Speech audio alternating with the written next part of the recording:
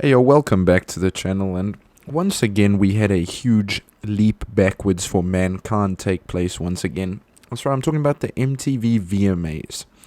These happened at the end of August. I can't care enough to actually learn the date, but shit went down and it was cringe, dog. Like, people were saying some out-of-pocket shit, some irrelevant ass artists won, and I mean, I'm not gonna lie to you, dude.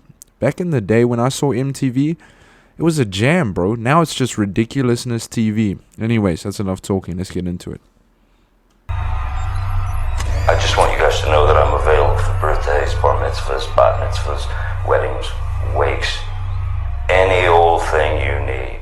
Alright, as much as I'm about to clown on this shit show, Johnny Depp being there, that's kind of a fat W they can hold, for sure.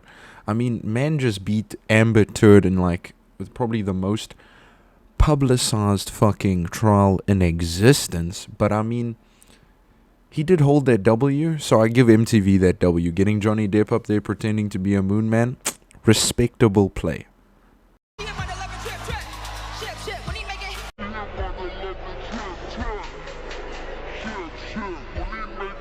Alright boys, let's be real, yeah. When last did you hear any sense of relevancy about Taylor Swift and fucking Nicki Minaj? These two bitches are basically the polar opposite of each other, but yet somehow alike. They both are attention-seeking.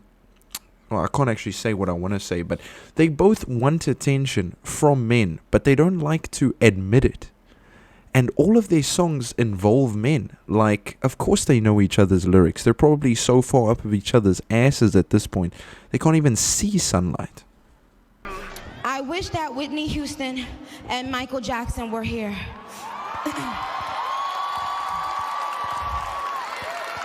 I wish that people understood what they meant and what they were going through. I wish people took mental health seriously. Alright, first of all, she has a red iPhone. Like, could you be any more basic than having a red fucking iPhone? Second of all, it's like she's composing an email to the fucking audience during her speech. It's literally like an AI is fucking making an acceptance speech and she's just reading it word for word. I agree that mental health is a problem and I agree that people should seek help. Personally, I would help anyone if they asked.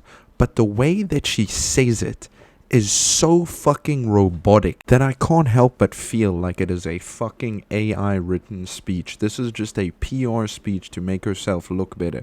She doesn't give a fuck about anyone else. She only cares about the money that's in her bank account and how fat her ass looks on Instagram. This next clip is fucking tragic, so ready yourself, boys. So remember, when you're voting for your favorite artist, vote to change some of these laws that are oppressing us. Yes, people, take a good long look. This is what oppression looks like. A rich as fuck woman that is overweight and talking about having sexual intercourse with multiple people consistently while shaking her ass. Just to clarify, I'm talking about in her music and her music videos, which she won the award for after all. So they're pretty much reinforcing the fact that if you take this stance of, hey, look at me, I'm big, I'm beautiful, I got a fat ass, and I have sex with a lot of guys, you will be praised for it. How is that oppression? We live in the day and age where women can be thuts blatantly, and boom, you win an award. I'm not saying that she doesn't deserve an award. I'm not saying that her music is all bad. I mean, sure, it's not for me, but it definitely has a fan base, right? But when it comes down to the nitty-gritty, they are reinforcing the fact that if you say whatever the fuck you want, whenever you want, and you're a fucking icon in people's eyes, maybe not everyone's, but people's eyes, everyone will clap for you like a brainless fucking troll. It's disgusting. And now, to the that got something to say about me in the press. Honestly, I hope they say more about you in the press. Like, I know there was some guy that went out on the interview, I can't remember his name off the top of my head, and he said some maybe mildly offensive stuff, but remember guys, in today's world, words are violence, right? I come from a place where violence is fucking violence. This is not violence. And like I have said before, right? If you would just turn your fucking brain off and your ears on a little bit, maybe you couldn't see everything as a clap or somebody trying to dig at you or give you shit or roast you. Maybe people are trying to criticize you to push you on the right track. Yes, there's negative criticism and yes, there's good criticism. But sometimes you need to take things as they stand and realize, hey, maybe this guy is a dick. Maybe this guy is an asshole. But he's got a pretty fair point. That's really what it comes down to for me, is that not everyone is right? But there is times where people can be right. A broken clock is right twice a day.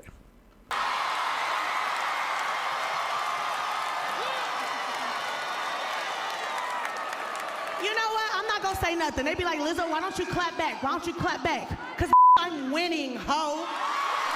This is actually just proof of my last point being super valid, right? When it comes down to it, how the fuck can you go out there on a live broadcast and call somebody a bitch and a hoe and say, oh, look at me, I'm up, I'm winning? Yeah, you got the flex, you got the award, sure, kudos to you. W, I guess W. But when it comes down to it, right, you're just making yourself look way worse because you're literally swearing on a live broadcast after trying to convince people that you're oppressed and that your vote matters. I think everybody's vote matters, right? I think that everybody chose a bad choice when they voted for her, but that's just my opinion, right? When it comes down to it, can't you go out there with class and dignity and just be like, yeah, I got haters, but I'm up. You're down. You're broke. Is it that hard? Do you have to swear at people? Do you have to look so classless on live television? Of course you do, because the drones sitting there clapping and roaring your name are just going to keep on doing it no matter what the fuck you say. You could have come out there and literally vomited and they would have been like, wow, good speech. Like, that shit was ass. Get that shit out of here. I had sort of made up my mind that if you were going to be this generous and give us this, I thought it might be a fun moment to tell you